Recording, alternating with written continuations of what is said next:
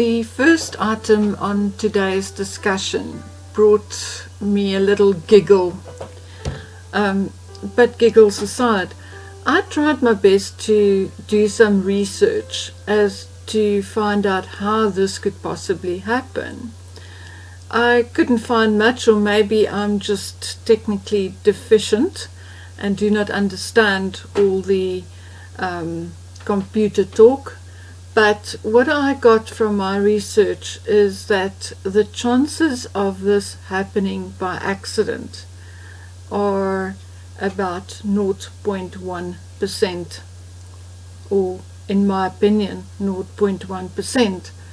So I can only guess that this did not happen by accident, but that someone pushed the wrong button on purpose. Now, who could have done this? My guess would be that one of those sacked personnel thought they'll give a message to the world and to the royals. And why link Harry's patronage link to a Chinese porn site? Why not Charles's? Why not the Queen's? No, I really think that this is a message that somebody is trying to get to the royals. And if we look at the next item of our discussion, where the Sussex Royal brand has now actually been taken from Harry and Meghan, or they have been banned from using it, it does appear as if the message finally hit home.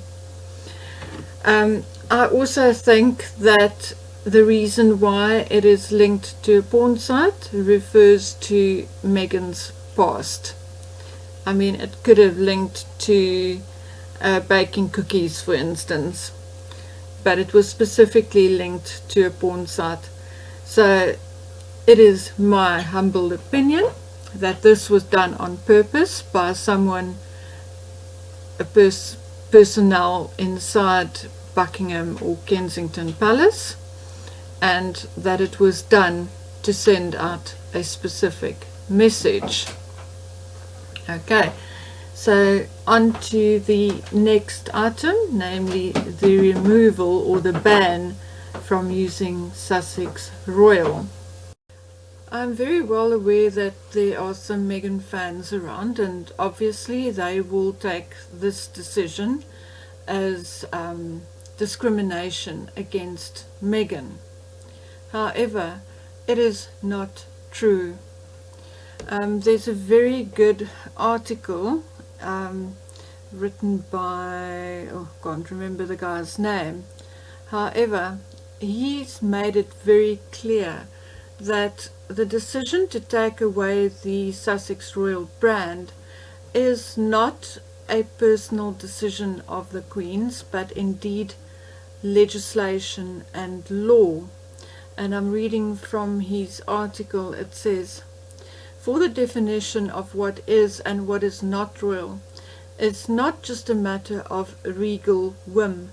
The Queen is actually governed by several pieces of legislation, including the Trademarks Act of 1994 and even the Paris Convention for the Protection of Industrial Property of 1883.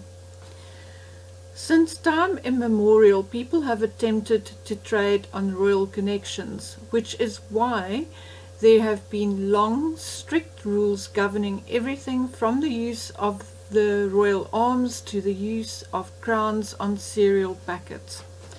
It's not a case of monarchs' jealousy guarding the perks of office. It's about protecting the public from fraud and misrepresentation. No monarch wants somebody buying faulty goods or being taken for a ride by some huckster claiming some sort of bogus royal provenance. It was for precisely that reason that the Royal Warrant Holders Association came into being in the 19th century. To this day, royal warrants are granted to companies which must have supplied the royal household over a period of several years. If royal custom ceases, then so does the warrant. They are not bought or sold. It is clear that Harry and Meghan must have spent quite a bit of money by now on branding Sussex Royal, considering the website they've put up beginning of this year and all the trademarking.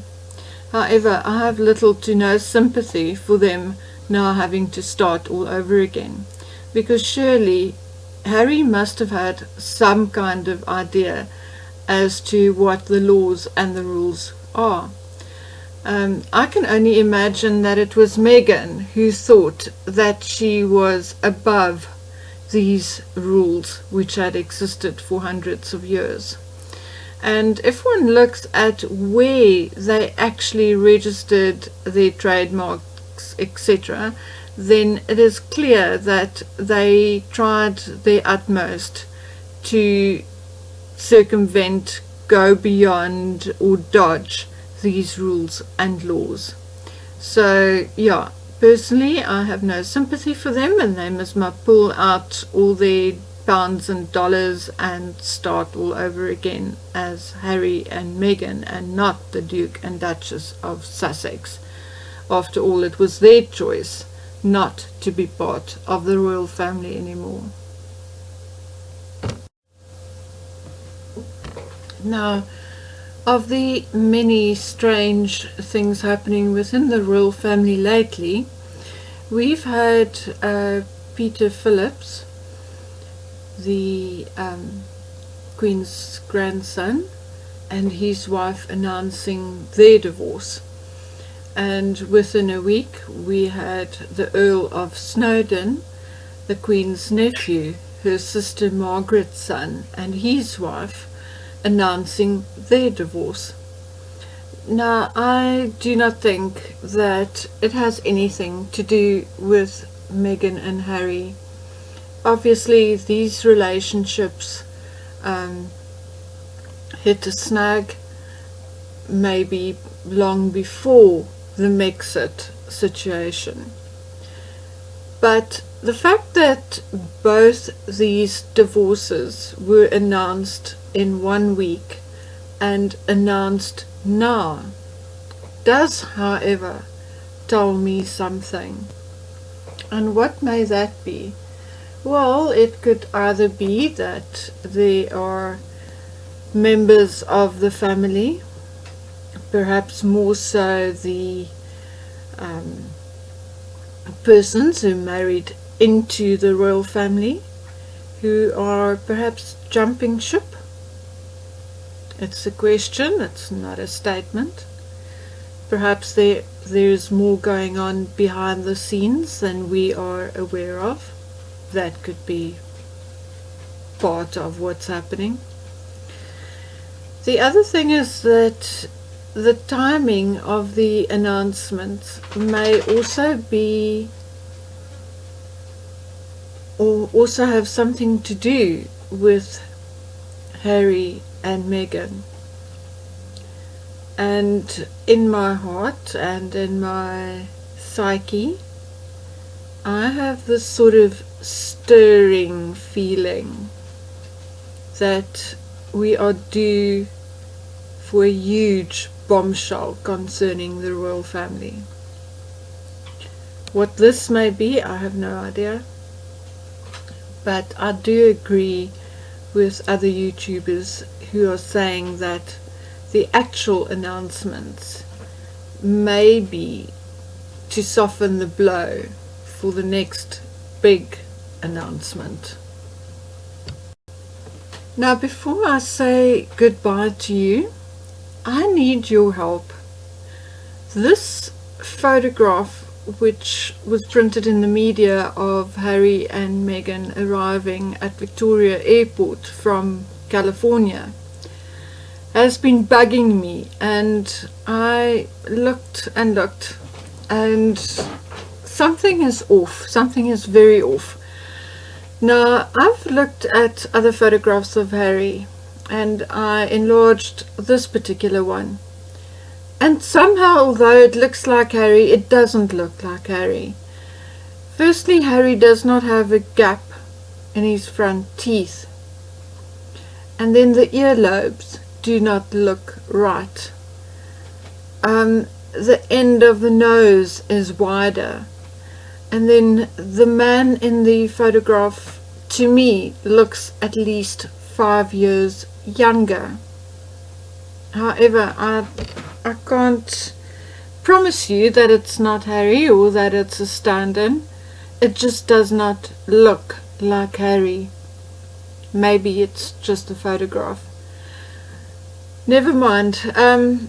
Regardless of that, the both of them in this photograph look at least 5 years younger than they look now. And I had a look at other photographs, and in particular of them at the Invictus Games in Toronto a couple of years ago, and also at photographs of them in Botswana. And I'm wondering whether this particular photograph wasn't perhaps taken a few years ago, either in Toronto or either in Botswana.